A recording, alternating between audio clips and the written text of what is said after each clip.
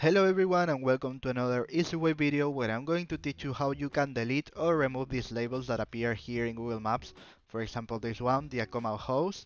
Well, this is very simple and this could work to you see the map more cleaner. So the first thing you have to do is to go here to Satellite, press it, and then you press here more. Okay, so this screen will appear. You have to go down, down, down and press here when it says labels. You press it and all the labels will disappear. So this only works for the satellite view. So if you change to the normal view, they will appear again. So you have to use this option.